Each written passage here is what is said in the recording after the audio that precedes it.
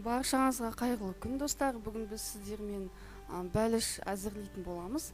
Ол үшін бізге 250 грамм су, ашытқымыз 10 грамм, дәміне қарай тұзымыз, қантымыз және 3 ас қасық сұйық майымыз қажет болады.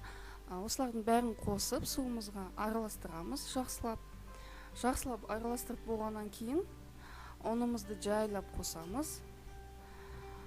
Оны да қолымызбен араластырып жақсылап иін қандырып илейтін боламыз. Яғни қамырларыңыз өте қатты болып кетпеу керек. Қатты болып кеткен жағдайда бәліштеріңіз піспей қалуы мүмкін. Осы илеп болған қамырымызды майышкімізге салып 1 сағат уақытқа жылы жерде қойып қоямыз. Осындай болып иленуі керек, өте жұмсақ болу керек. Дәл осы уақыт аралығында біз ішіндегі салмасын дайындаймыз. Мен картоп қосуды жөн көрдім. Дәміне қарай тұз бен қант қостым және оны жақсылап араластырамын. Жақсылап араластырып,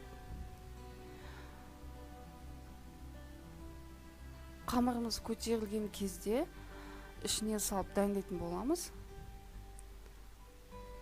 Міне біздің қамырымыз өте жұмсақ болып көтерілді және міндетті түрде қолдарыңызды сұйық маймен майлап тұрасыздар. Осы қамырымызды екіге бөліп, оны әбден созып, астын міндетті түрде майлайсыздар. Осындай біркелкі мөлшерде кесіп шығасыздар пышақпен. Егер астын майламаған жағдайда пирожкилеріңіз, қамырларыңыз яғни асты жабысып қалуы мүмкін. Мен домалақтап алдым барлығын. Қолымызды міндетті түрде майлап, осылай созып, ішіне картоптын салып, дәл осындай мен істеген сияқты қылып, дәл осы формада істейміз. Барлығын осындай қылып істеп шығамыз, майлап. Және жақсылап қысуларыңыз керек. Қыспаған жағдайда қуырып жатқан кезде картоп ішінен шығып кетуі әбден мүмкін.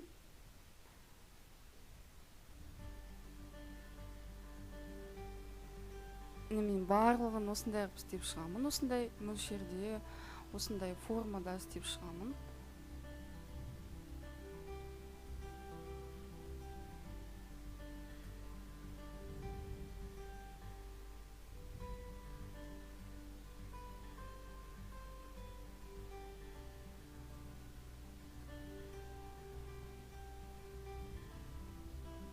Мен бәліштерін бәрін дайындап алдым. Бұны 15 минут уақытқа қойып қоямыз, демалсын деп. Және қызып тұрған қазанымызға сұйық майымызды керекті мөлшерде құямыз. Сұйық майымыз міндетті түрде қызуы керек. Қызбаған жағдайда бәліштеріңіз піспей қалуы мүмкін, шикі болып. Және осындай таба немесе тәрелкені алып, міндетті түрде үстіне газетті төсейміз. Бәліштеріңіз піскен кезде майын тартып алу үшін ең керекті дүние.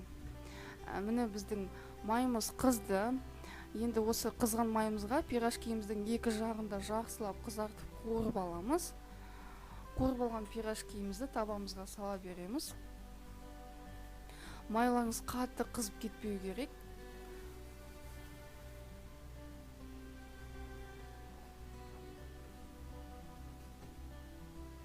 Осылай жақсылап екі жағында барлық бәлішімді мен қуырып аламын.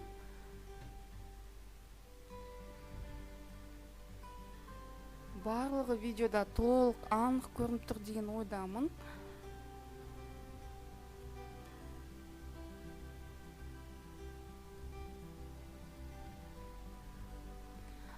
Осындай барлығын қуырып аламын, қызартып. Мен аптасына бұны 2 рет, 3 рет даярлаймын міндетті түрде. Отбасыларыңыз сүйсініп жейтін болады. Дайындап көріңіздер. Мен YouTube каналыма жазылып, видео ұнаса лайк басып, комментарий жазып кетуді ұмытпаңыздар. Астарыңыз әрдайым дәмді болсын.